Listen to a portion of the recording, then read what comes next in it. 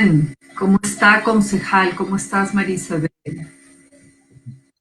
Hola a todos, muy buenas tardes. Estamos acá en otra sesión del Sancocho Urbano.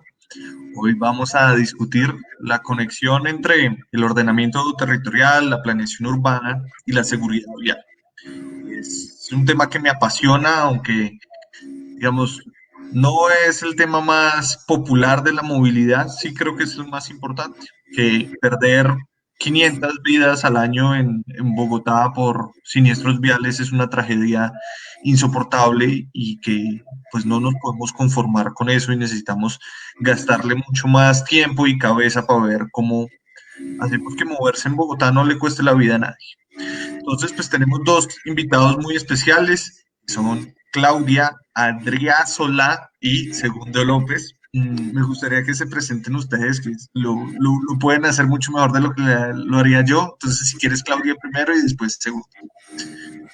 Muchísimas gracias, concejala Serna, por esta invitación. Mi nombre es Claudia Adriasol Style y soy la directora global del programa de seguridad vial y salud pública del World Resources Institute. El World Resources Institute es una organización ambiental basada en Washington, D.C., pero que hace trabajo global en Latinoamérica, África y Asia. Muchísimas gracias. Gracias, Claudia. Segundo. Hola a todos, yo soy Segundo López, yo soy ingeniero civil y ya llevo casi 4 años trabajando en el Departamento de Salud y Seguridad Vial con Claudia, en el trabajo sobre todo en el que se ha hecho acá en Bogotá durante los últimos 4 años. Bueno, genial. Entonces, empecemos un poquito discutiendo pues de la coyuntura. Pues, digamos, por obvias razones el COVID es el tema de moda. No sé si ustedes han visto, pues ya que están súper metidos en esto, si ha habido algún cambio en la siniestralidad vial en estos meses de crisis del COVID, que valga la pena, pues, digamos, como destacar, porque puede ser un cambio en cómo, pues, enfrentamos este fenómeno en adelante. Entonces, Claudia, no sé si tú hayas visto algo pertinente en eso. Sí, efectivamente, yo te puedo dar un poco la visión global. Y lo que hemos visto es que porque el tráfico en la mayor cantidad de ciudades alrededor del mundo ha disminuido, también han disminuido la cantidad de accidentes, pero no la siniestralidad, digamos, grave. ¿Por qué? Porque estamos observando también en ciudades como Nueva York o Londres y Bogotá que la velocidad ha subido porque no hay tanto tráfico. Entonces la gravedad de los siniestros es mucho más alta. Pero quisiera darle la palabra a mi compañero Segundo, que sigue muy de cerca los datos de Bogotá. Sí, efectivamente, como lo dice Claudia, el caso de Bogotá es similar. Se han aumentado significativamente las velocidades, claramente por la disminución en el tráfico. Se han aumentado a más horas, pues antes digamos que solo se llegaban a velocidades altas en las horas de la noche, ahora es durante todo el día. Y también ha cambiado un poco la tipología de los siniestros. En total ha bajado, pero es porque ha bajado mucho la cantidad de atropellos a peatones y los siniestros con ciclistas, pero ahora el actor vial que más está afectado con la siniestralidad vial es el motociclista. Antes era 50% de los siniestros fatales eran con peatones, y ahora la mayoría han sido los fatales con motociclistas, aunque han sido, pues, como dijimos, más pocos que lo común. En un periodo parecido antes de la pandemia, comparado a un periodo parecido, tenemos cerca de un 70% menos de fatalidades. Ok, interesante. Bueno, entonces ya, digamos, entrando en materia, el objetivo de esta charla en este momento, tal vez Claudia no sabe, o tal vez sí, nosotros en Bogotá estamos a puertas de revisar nuestro plan de ordenamiento territorial. Y es apenas el segundo plan que vamos a hacer en la historia de Bogotá. El primero, aunque con algunas modificaciones, es del año 2000, ya tiene 20 años. Y pues queremos, o quiero yo en particular, un poco pensar con tiempo qué podemos hacer mejor en este plan de ordenamiento territorial para tratar de reducir la siniestralidad vial, porque mínimo este va a ser el plan para nuestra ciudad por los próximos 12 años.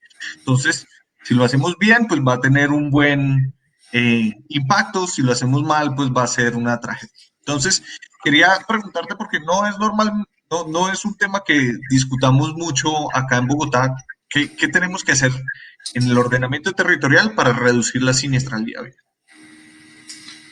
Bueno, esa es una pregunta maravillosa y yo te agradezco mucho en nombre de esas 500 familias en Bogotá, Diego, por estar pensando ya en qué hacer en el futuro para diseñar la futura ciudad de Bogotá, el crecimiento de Bogotá, de una forma que defienda la vida de la gente y que la continúe haciendo una ciudad sostenible por definición, un ejemplo a nivel global.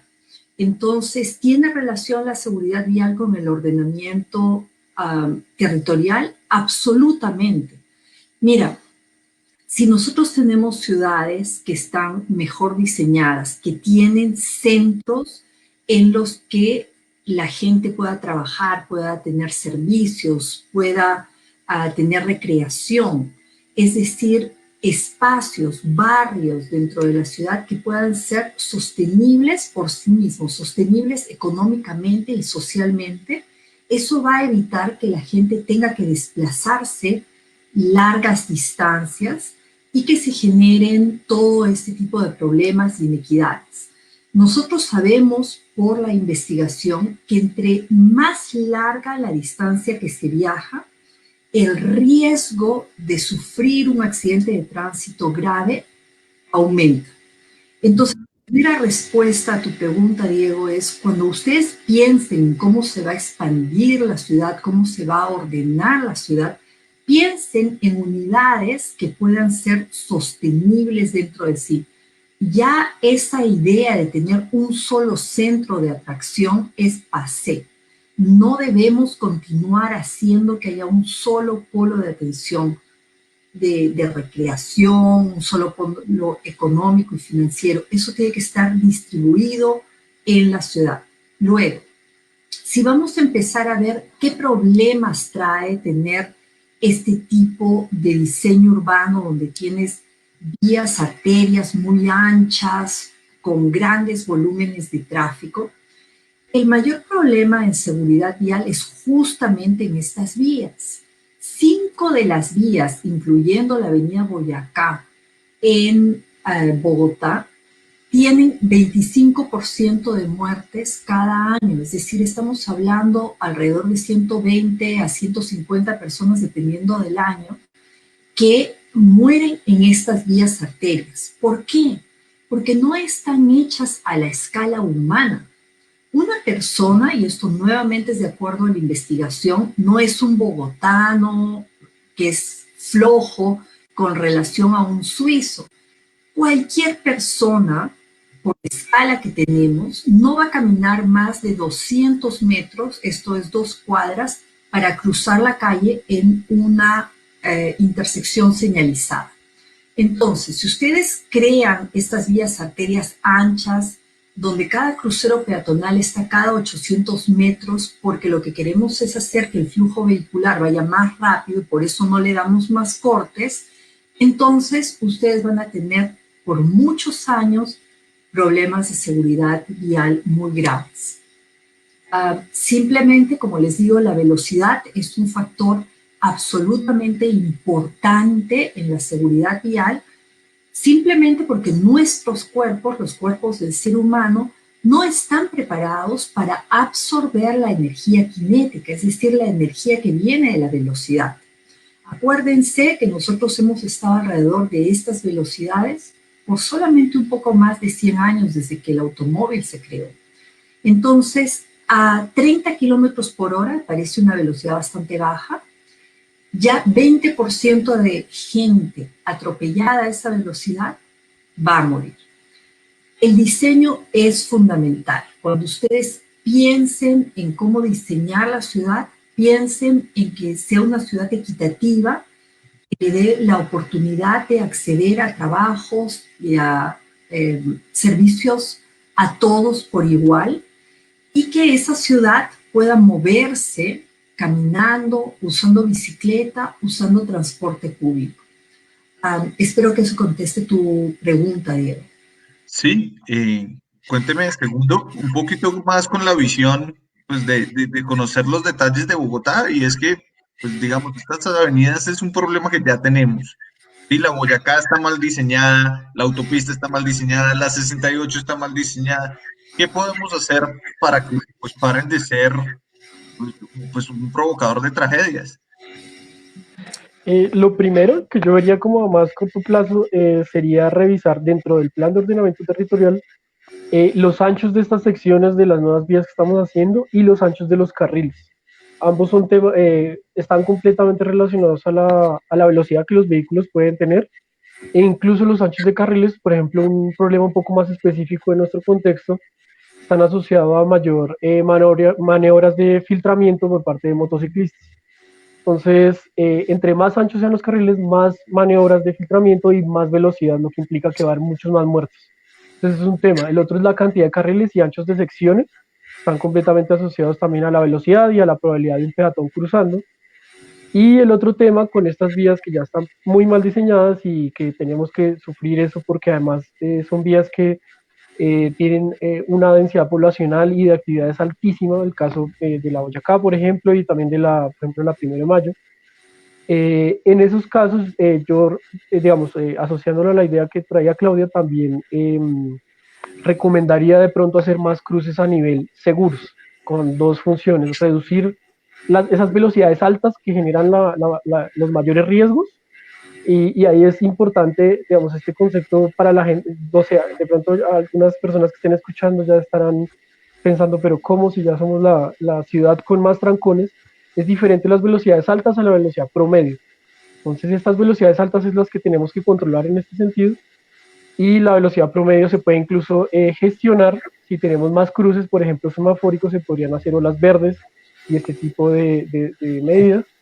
Entonces, para las que ya están mal hechas, yo recomendaría más cruces, revisar los diseños, anchos de carriles y medidas puntuales que se puedan hacer.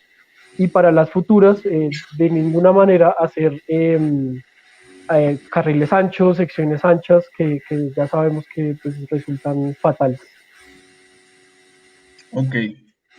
Digamos, otra de las cosas, yo no, pues digamos, soy experto en esto, pero he oído decir que también hay una relación entre la siniestralidad vial y la densidad poblacional. ¿Eso es cierto? Sí, efectivamente, Diego, esto es cierto. Y podemos verlo en una comparación que nosotros hicimos de dos ciudades, la ciudad de Barcelona y la ciudad de Atlanta en Estados Unidos. La ciudad de Atlanta tiene una densidad poblacional muchísimo más baja que la ciudad de Barcelona. De hecho, Barcelona estamos hablando más o menos de unos 900 kilómetros cuadrados, cuando Atlanta tiene 4.000 kilómetros cuadrados. Y cuando vemos los resultados, Barcelona tiene aproximadamente 2 muertos cada 100.000 vehículos, y Atlanta 10 cada 100.000 vehículos.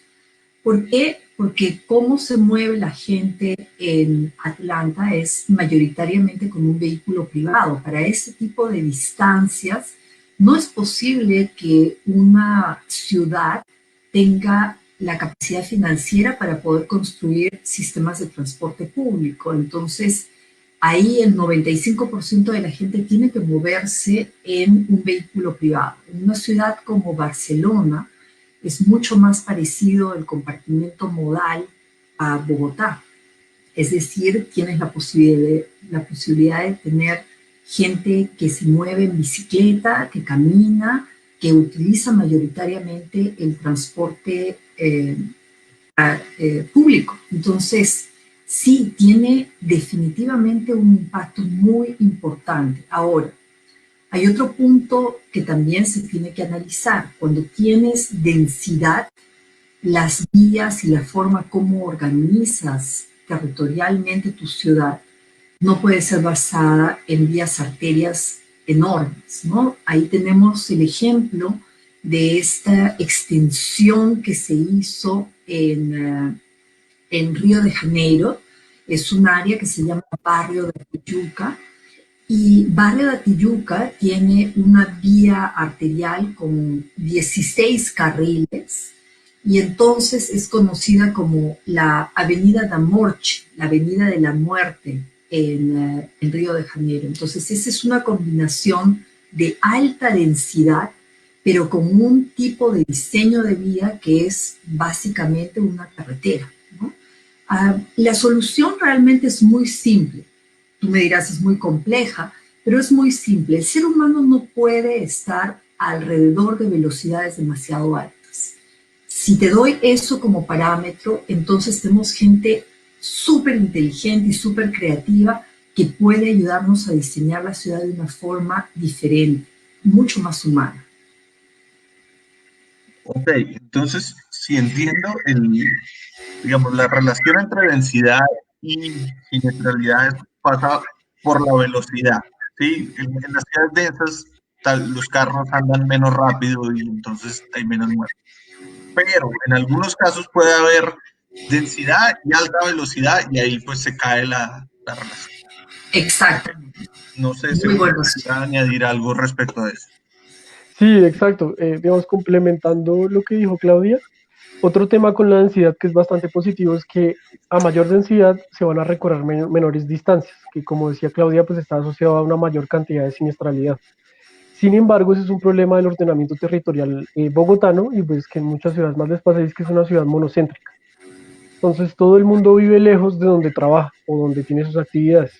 Entonces es otro tema y que también ya lo había mencionado Claudia y es que es importante que sea una buena densidad, que uno pueda tener una densidad alta y también vivir cerca de donde trabaja. Y ese es el caso específico de Bogotá, en el que hay densidades en las que se podrían llamar malas, como la dicen los profesores de la Universidad de los Andes, y es que se tiene una densidad muy alta, pero no se tiene como una infraestructura que pueda apoyar esa densidad. Entonces, en el caso de Bogotá tenemos vías muy amplias, con poca provisión de infraestructura para modos sostenibles que propician la densidad. Por ejemplo, la densidad aumenta la probabilidad de viajes a pie o en bicicleta, pero no tenemos buena infraestructura para este tipo de viajes. Entonces ahí es cuando la densidad se vuelve no tan buena, en el caso de Bogotá, y creo que, digamos, en el ordenamiento territorial, ya que tenemos tan buena densidad, deberíamos aprovecharla y cambiar este uso del espacio público, que en este momento se nos está yendo más del 70% en vías para carros, cambiarlo para que fuera más equitativo y más seguro y se pueda aprovechar los beneficios de la densidad en el caso local. Bueno, yo les quiero hacer una pregunta muy anecdótica que ha sido inclusive fuente de conflicto familiar y todo. Pero es los separadores. ¿Sí? Digamos, yo siento que, digamos, la tradición de la planeación urbana es que el sueño es pintar dos vías muy por los lados y en la mitad un separador precioso con unos árboles enormes, frondosos, flores, pastos, no sé qué. Y eso se ve muy bonito en los diseños, pero en la práctica muchos de los corredores más peligrosos en Bogotá tienen esos separadores. Y lo que hacen esos separadores es que la gente sienta que no es necesario ir hasta la esquina a cruzar, sino que se pueden cruzar a la mitad de la cuadra, llegar al separador y después volver a hacer lo mismo para cruzar la otra. Entonces, quiero preguntarles tu opinión de eso, sobre los separadores y si eso es algo que se está como revisando en el diseño urbano, si está identificado que eso es un riesgo o si yo estoy loco. Claudia, vamos. Gracias, Diego. Sí, este es un tema muy interesante, es un tema complejo. Mira, nosotros partimos desde el punto de diseñar las ciudades de acuerdo a las características que le pertenecen de forma innata al ser humano. ¿Cuáles son esas características? Nosotros, primero, tenemos cuerpos que son muy vulnerables, como ya lo hemos dicho. No podemos absorber energía cinética a 30 kilómetros por hora, ya podemos morir, 20% va a morir y mucha gente va a quedar gravemente herida. En segundo lugar, nosotros somos muy propensos a cometer errores. Es nuevamente parte de nuestra naturaleza. Nosotros tenemos que proteger a la vida dentro de la ciudad. Las personas, todas las personas que pueden caminar o que quieren montar bicicletas son las que tienen que tener la prioridad dentro de esa ciudad. ¿Por qué la gente cruza por media calle? Hay que ponerse a observar qué tan larga es la distancia que le estamos pidiendo a una persona para que cruce la calle. Nosotros hemos visto, por ejemplo, en el sur de la ciudad, en Bogotá, que había un cruce peatonal para ir a un hospital que era enorme, una cantidad de escaleras para poder cruzar, cuando tú podías cruzar esa calle que solamente eran 50 metros.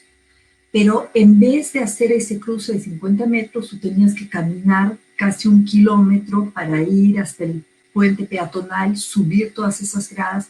Imagínate si estás enfermo, o si estás cargando a tu niño enfermo, o si tienes a tu mamá viejita llevándola a ese hospital.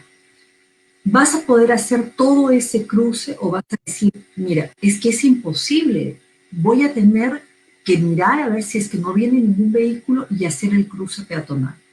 Entonces, yo creo que tenemos que revisar con muchísima más cautela dónde es que hay falta de cruceros peatonales y darles el espacio seguro a esas personas para que crucen.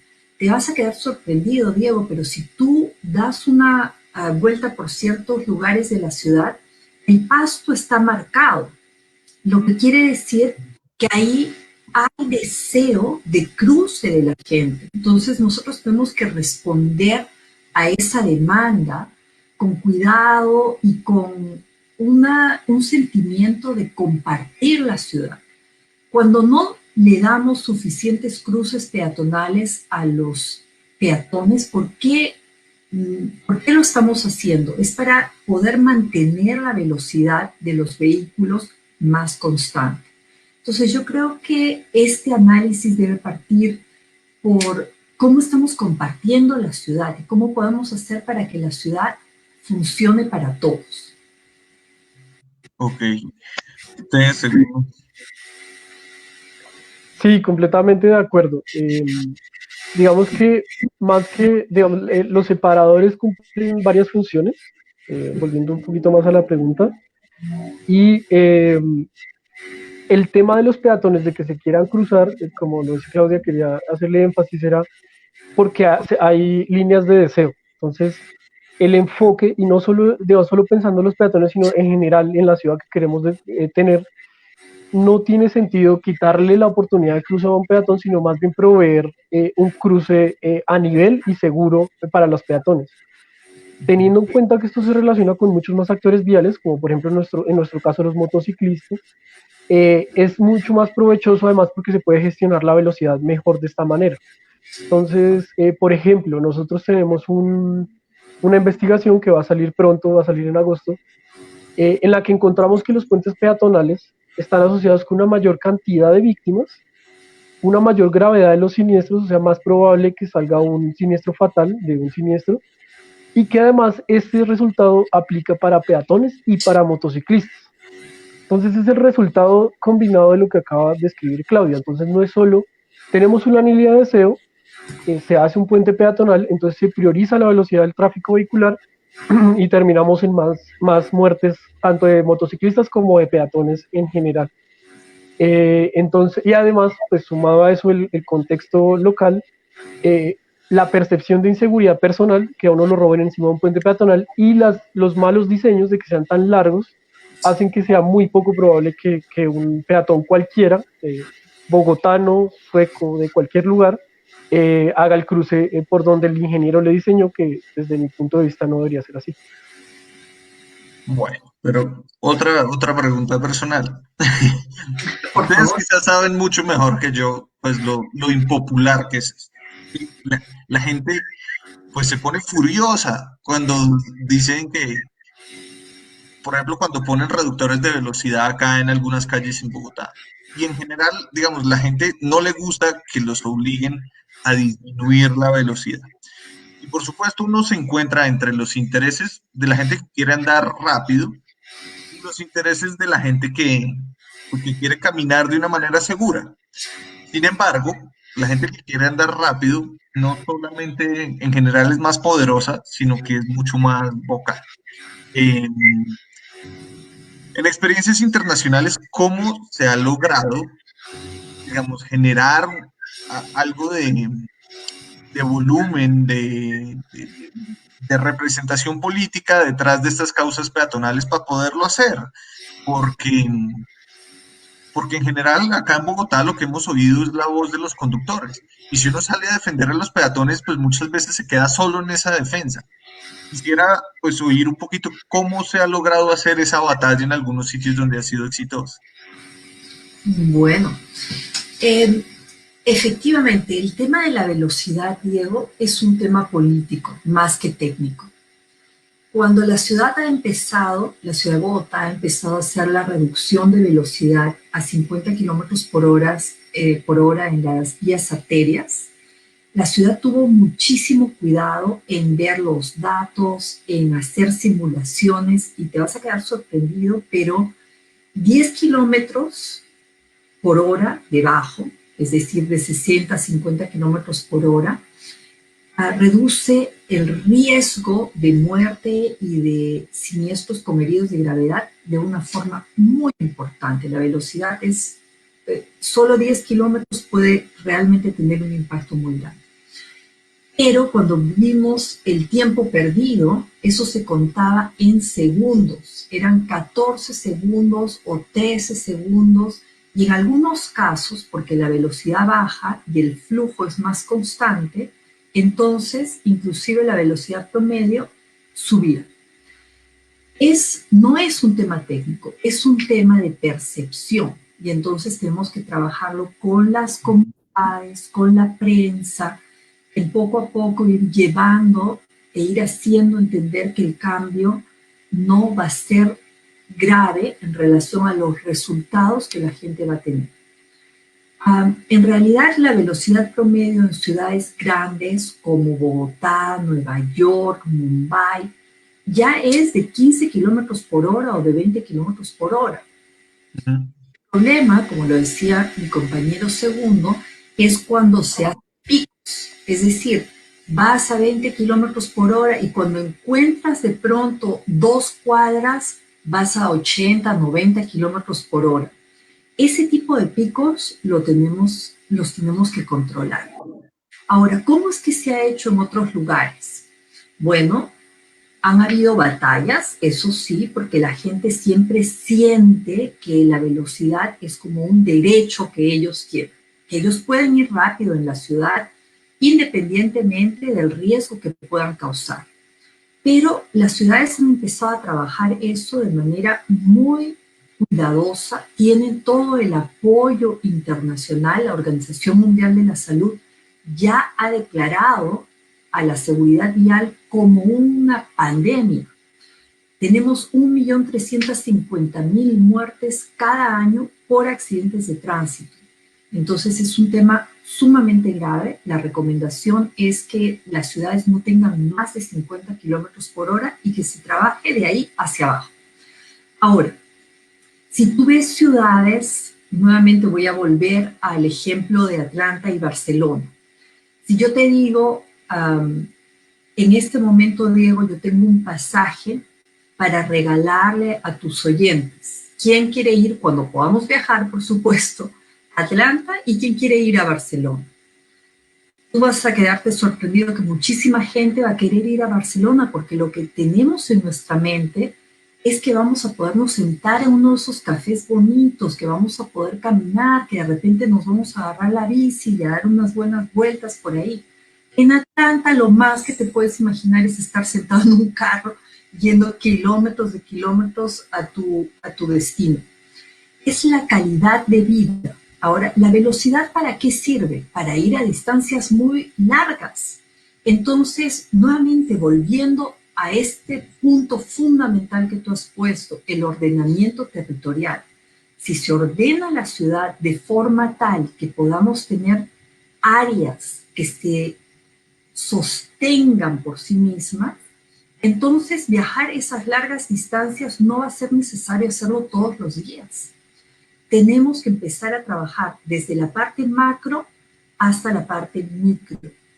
Y ahí yo quiero decir que la ciudad de Bogotá ha hecho un avance enorme. Empezaron con 5 vías arteriales donde bajaron la velocidad a 50 kilómetros por hora. Ahora toda la ciudad ya ha bajado esa velocidad. Ahora tenemos que empezar a ver en diferentes barrios, y ese trabajo lo está haciendo muy bien la Secretaría de Movilidad, qué barrios necesitan tener velocidades un poco más bajas para que podamos vivir más en paz. Yo creo que hay mucho avance. Creo que se puede ver un poco más los resultados que están trayendo, en particular las ciudades europeas, donde han podido hacer un muy buen matrimonio entre la sostenibilidad y las velocidades más bajas dentro de las ciudades. Es un trabajo muy importante, Diego, para que las ciudades sean sostenibles y equitativas.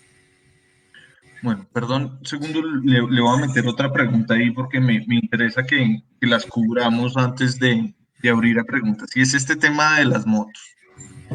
Pues, personalmente yo he tenido pues, una posición un poquito ambivalente. Yo siento que es muy difícil tener una ciudad con muchas motos con baja accidentalidad.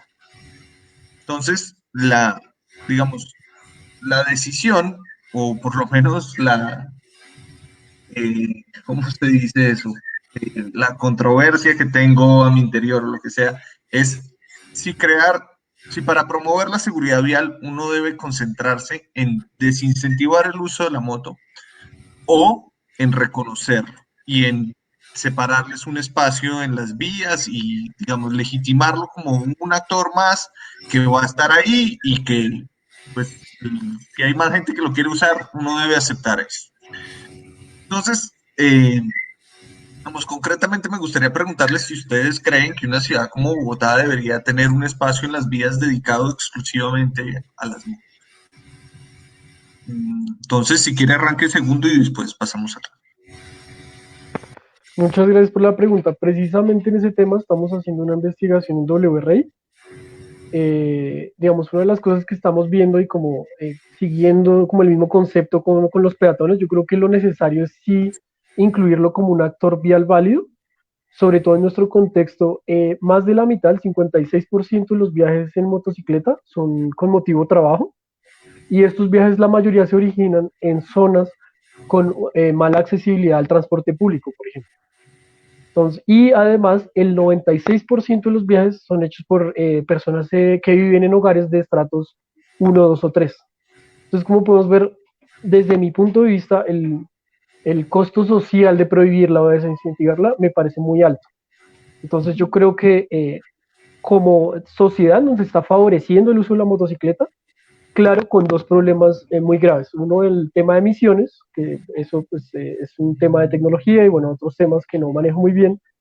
Y el tema de la siniestralidad, que desde nuestro punto de vista está principalmente asociado a que la velocidad que manejan las motos es muy alta y a que la infraestructura no está diseñada para acomodar motociclistas. Sin embargo, esto no implica necesariamente dejarles un espacio prioritario para motocicletas. Hay ejemplos a nivel internacional, por ejemplo, el de Sao Paulo. Ellos me parece que en 2012 trataron de hacer un carril para motocicletas y lo que pasó es que precisamente por tener un espacio para solo motocicletas se aumentó la velocidad y se aumentó la cantidad de víctimas motocicletas y además también los choques con peatones. Entonces, y acá en Bogotá el choque peatón motociclista es particularmente alto, entonces yo creo que en nuestro contexto no sería beneficioso generarle un espacio a la motocicleta. Sin embargo, sí creo que hay elementos de infraestructura que se pueden mejorar. Usted preguntaba más temprano sobre los separadores. El separador central sí mejora la siniestralidad de las motocicletas, sin embargo, acá los separadores Los que separan las calzadas centrales con las laterales están asociados con un incremento de las fatalidades y heridas de motociclistas. Un ejemplo podría ser entonces adaptar estos aparadores para que la incorporación de los motociclistas, ya sea al carril, a la calzada central o a la calzada lateral, se haga sin conflictos. Ese es un ejemplo de cómo podríamos mejorar la infraestructura. Otro tema importante en el caso de los motociclistas es, como ya lo ha dicho, la velocidad, y en este caso es fundamental el control de la velocidad. Entonces ya sabemos que hay controversia en el tema de las cámaras, pero en el contexto específico de los motociclistas es fundamental porque la ubicación de los siniestros de motociclistas es mucho más aleatoria que el resto. Entonces, por ejemplo, los peatones hay intersecciones específicas donde hay la mayoría de víctimas, mientras que en el caso de las motos es un poco más aleatorio. Entonces, la forma más eficiente de reducir las víctimas en el caso de los motociclistas pareciera que es con gestión de velocidad y bien controlada. Bogotá hizo un excelente esfuerzo y tiene muy buenos resultados en términos de gestión de velocidad para todos los actores viales, pero el control no se ha podido hacer tan eficiente debido a que no tenemos el suficiente control para hacer controles más lineales o a nivel de corredor, que sería lo ideal. Entonces yo creo que las motocicletas nos traen mucho beneficio social y que simplemente reduciéndoles esos picos de velocidad que tienen, creo que se podría aprovechar un poquito más este beneficio que nos está dando. Además, con la pandemia es probable que se aumente el uso de la motocicleta porque es el sustituto obvio. Uno quisiera romantizar y decir que va a ser la bicicleta, pero es más probable que sea la motocicleta por las características y por la buena accesibilidad que da con respecto a los otros modos. Pero no le entendí lo del separador. Mejor dicho, para uno, ¿cómo podría un separador ayudar a que los motociclistas se accidenten menos? Diseñándolo como con más espacio para que se incorpore. Entonces no sé si ha manejado por la 68 que hay como medio metro donde cabe un carro para meterse al carril, al carril lateral o al central. Entonces este tipo de incorporaciones deberían hacerse más graduales y dejar de pronto espacios para los motociclistas. Digamos que hasta ahora lo que encontramos es que están asociados con mayor cantidad de víctimas y el diseño se tendría que revisar. Hay muchos más temas, por ejemplo el ancho del carril también, para que haya menos filtramientos, la cantidad de carriles por calzada. Entonces cuando tenemos 3 carriles hay mucho más filtramiento que cuando tenemos 2. Entonces ese es otro tema que tenemos que revisar. No es bueno tener calzadas anchas, como por ejemplo la Boyacá o la Autonorte. Y hay muchos temas de infraestructura que se deberían mejorar, pero entonces precisamente en eso estamos investigando con WR. Les toca apurarle. Bueno, Claudia, tú. Entonces, ¿qué hacemos con los motociclistas? Y si te gustan esos carriles exclusivos de motos o no.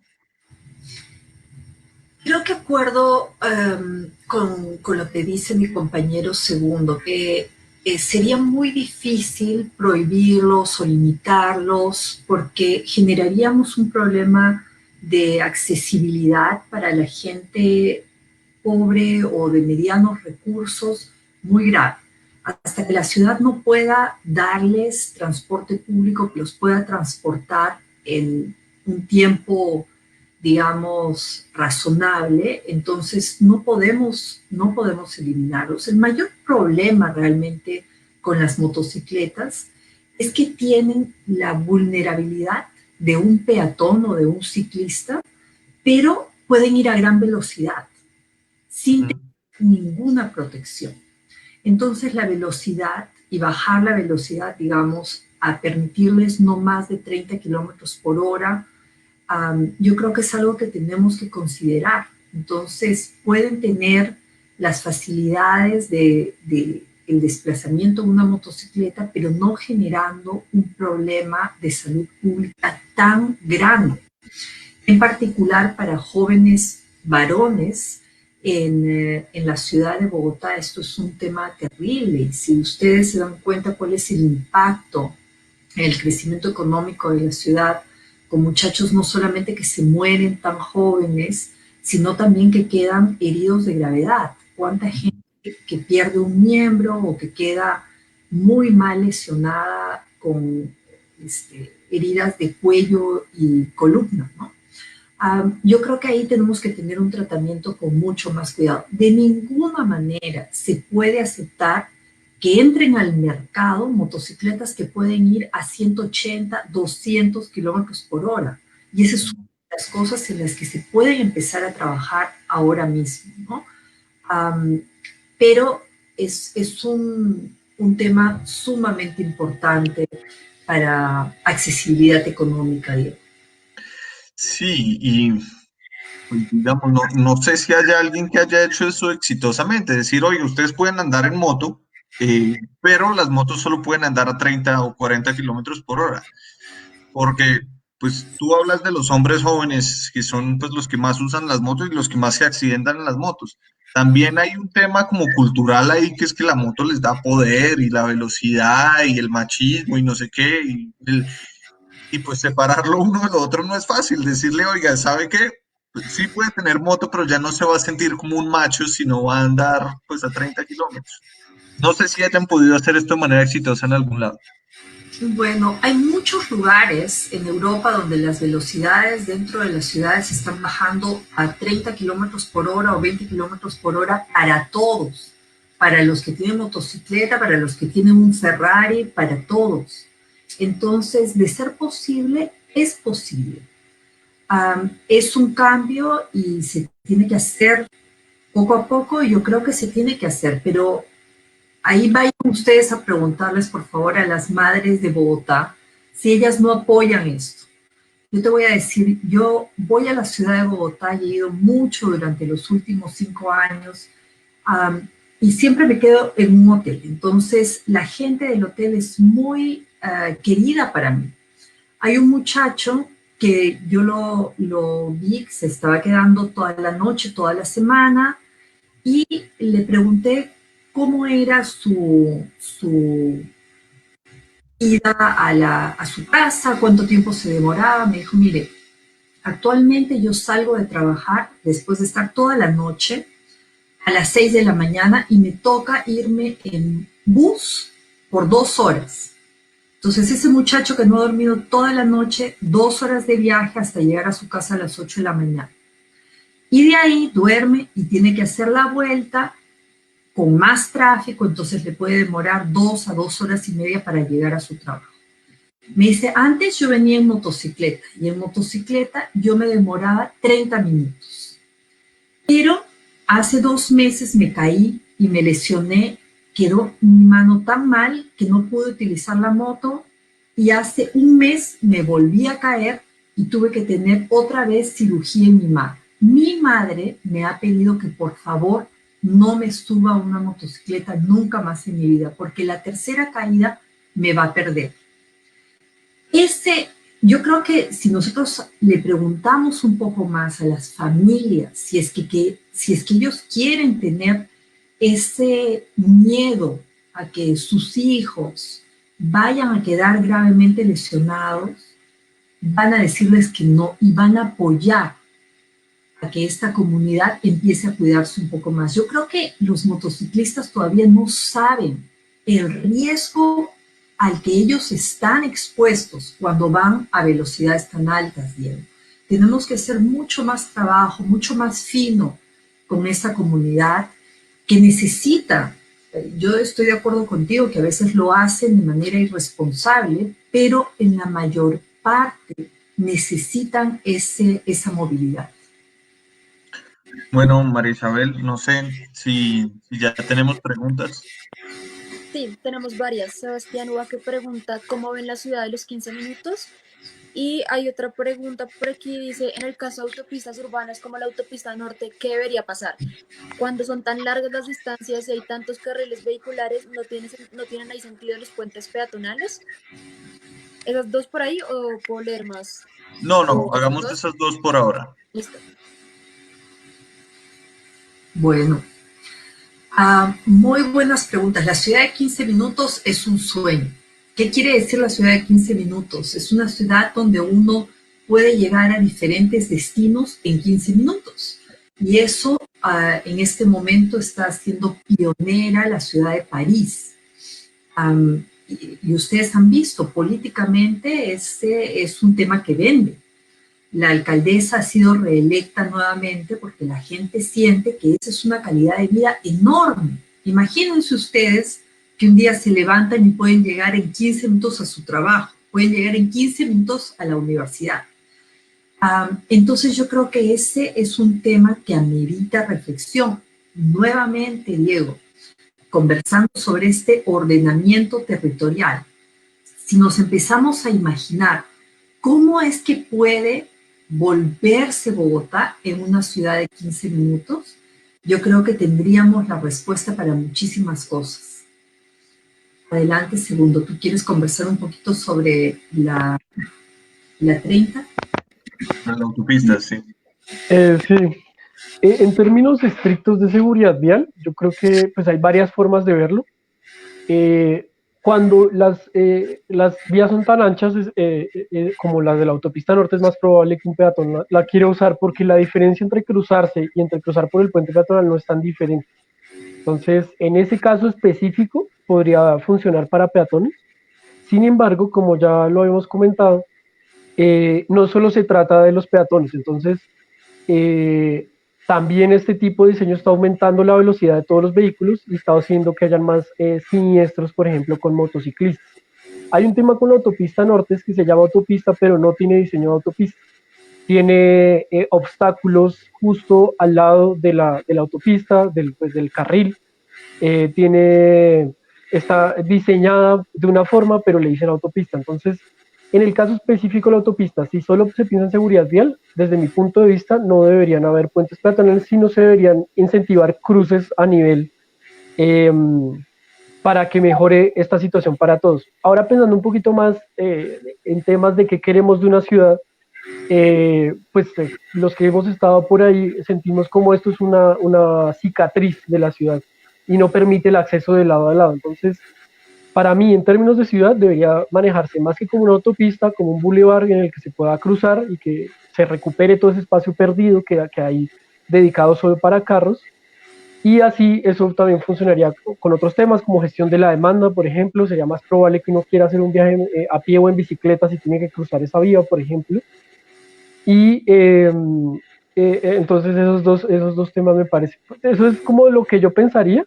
De todas maneras, en ese caso, en el de las autopistas norte, no funcionan tan mal los puentes peatonales precisamente por lo que están anchos. Pero yo creo que ahí ya entra también un tema de qué queremos de una ciudad. Si queremos una ciudad como decía Claudia, si queremos una ciudad como Atlanta, que está llena de autopistas y puentes peatonales, o una vía más como Barcelona. Ok, María Isabel, ¿hay más? Sí. Aquí también preguntan, ¿hasta qué punto debemos hacer trabajo pedagógico o de cultura ciudadana o si en definitiva es un tema de diseño? ¿Y qué hacer con las víctimas de siniestros viales? Que si se considera que la administración de la ciudad tiene responsabilidad ante ellos. Bueno, ahí hago una interrupción. Pero una de las cosas valiosas que logramos hacer en este plan de desarrollo, digamos, esto era una consultoría que ya venía haciendo la Secretaría de Movilidad, pero yo me dediqué a molestarlos y a molestarlos y a molestarlos para que pusieran en el plan de desarrollo que se comprometen a crear un centro de atención a víctimas de siniestros viales. Me gustaría que nos digan si hay algo, si conocen algo de mejores prácticas alrededor de eso, pues para también estar pendiente de ese tema. Y la otra pregunta de si se trata más de pedagogía o de diseño también me parece vital. Si me permites, puedo empezar con lo de pedagogía y diseño. Miren, justamente ese ha sido el gran cambio que ha dado Europa y que nos está demostrando que el diseño y cómo creamos un sistema que sea más seguro puede dar enormes resultados, ¿no? Entonces, sí creemos que hay una gran falta de esa pieza, que hemos creado lugares sin pensar que el ser humano es vulnerable, que comete errores y que éticamente no podemos aceptar que la gente muera o quede herida de gravedad porque tiene que moverse en la ciudad. Entonces hay un gran valor y un gran espacio por hacer. Ahora, con relación a la pedagogía, sí, efectivamente, manejar, montar bicicleta y caminar dentro de una ciudad es importante y debe llevarse a cabo de acuerdo a ciertas reglas, ¿no? Entonces, no es que nosotros estemos proponiendo que no haya ninguna regla y que nadie conozca las reglas. Tenemos que tener usuarios competentes, porque vamos a usar una ciudad y una ciudad puede ser muy compleja. Entonces, sí tenemos que dar la información a los usuarios. ¿De qué forma la información que se está dando y que es mucho más efectiva ahora es cuando es precisa? Es decir, no decirle al peatón, mira, si vas a cruzar la Boyacá tienes que tener cuidado. No. Es decirle, mira, los vehículos van a ir a gran velocidad. Si tú cruzas en la mitad de la calle donde no hay un crucero peatonal en este momento, vas a tener un gran riesgo, ¿no? O si eres ciclista y estás yendo a un vehículo grande, de un camión, de un bus, los puntos de visibilidad van a ser menores, entonces tienes que tener mucho más cuidado en esos puntos. Entonces sí tiene que haber cierta comunicación y pedagogía, pero ahí no nos podemos quedar centrados. Hay que hacer mucho más trabajo en la parte de desarrollo de un sistema seguro. Ahora, con relación a la segunda pregunta, yo quisiera darle la palabra a mi compañero Segundo. Yo quería complementar un poquito lo que dijo Claudia, y es como en todo sistema complejo que desde el punto de vista de la seguridad vial uno tiene que tener un pensamiento sistémico.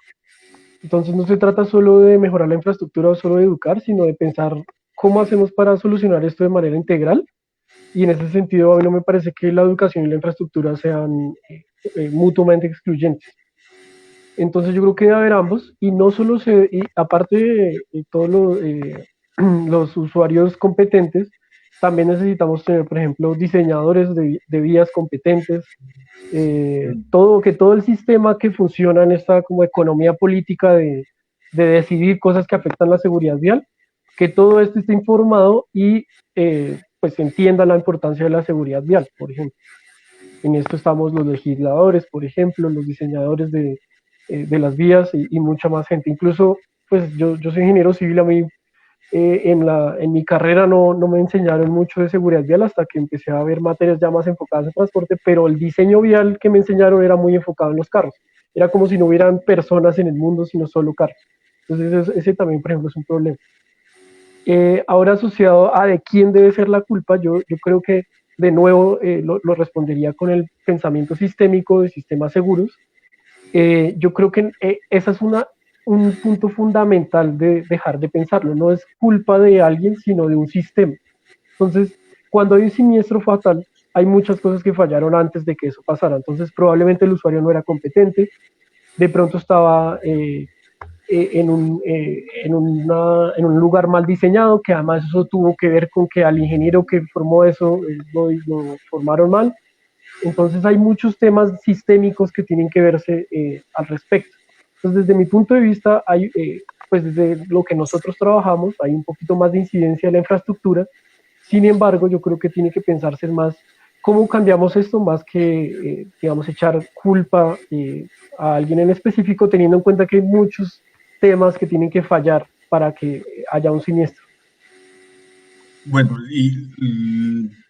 digamos, el consejo que yo les quería pedir era, pues, este centro de atención a víctimas de siniestros viales lo que busca es ser como una ayuda de primera instancia en términos jurídicos y en términos psicológicos de personas que han sido víctimas de accidentes de tránsito y que no queden como totalmente, perdón, de siniestros viales, que no queden totalmente abandonados pues en esa situación. Yo no sé si hay otras ciudades que han hecho esto y si hay otras ciudades que lo han hecho, pues que ha salido bien y que ha salido mal. Muchas gracias por la pregunta, Diego. Mira, realmente no he visto un ejemplo así, me parece una iniciativa muy hermosa. Lo que sí he visto es la comunidad juntándose y apoyándose. Por ejemplo, acá en la ciudad de Nueva York hay un grupo que se llama Families for Safe Streets y realmente hacen un trabajo maravilloso. Ellos tienen gente que los ayuda a sobrepasar o a manejar, digamos, estos problemas que vienen después de un trauma de haber estado en un accidente de tránsito, ¿no? Más una organización de la comunidad por sí misma. Ahora, yo creo que en la respuesta que tú estás planteando de crear un centro y que sea soportado por la ciudad es sumamente importante. Mira, nosotros sabemos, de acuerdo a investigación de Corea del Sur, que cuando una persona sufre un accidente de tránsito grave, cuando regresa a trabajar es después de 2 años de haber sufrido el accidente. Y su salario va a ser reducido en 40% de lo que ganaba antes. Entonces, imagínate el impacto para esas familias. Yo creo que esta iniciativa es una iniciativa muy hermosa y creo que Families for Safe Streets, por ejemplo, de Nueva York, les puede ayudar mucho a entender cuál es el proceso que se puede seguir y qué es lo que necesitan las víctimas de accidentes de tránsito. Ok, gracias. No sé si Segundo quiere decir algo de eso. No, completamente de acuerdo. Además que, pues como usted mismo lo mencionaba, la mayoría de los victimarios y las personas que andan en carros son personas de mayores ingresos, mayor poder adquisitivo, mayor poder en general, mientras que las víctimas tienden a ser de menores ingresos. Entonces me parece, pues desde mi punto de vista tiene todo el sentido, sobre todo como para equiparar esa balanza de poder y para que sea pues procesos justos y que se le pueda reparar pues lo que se debe a las víctimas. Bueno, pues yo les agradezco mucho haber pasado esta hora con nosotros y les seguiré pidiendo información. Creo que es un momento pues crítico para tomar decisiones en Bogotá frente a este tema y en lo que me pueda yo apoyar en ustedes, pues les agradezco muchísimo. Va a ser un honor y nuevamente muchísimas gracias, Diego, por tener este tema tan en tu agenda de trabajo. Es importantísimo y te lo agradecemos mucho. Bueno, Muchas gracias. Sí, que con gusto lo que sea, y es emocionante, de verdad, ver que también en este caso los políticos están avanzando con esta agenda. bueno, muchas gracias, que les vaya muy bien. Hasta Gracias. pronto. Chao, gracias.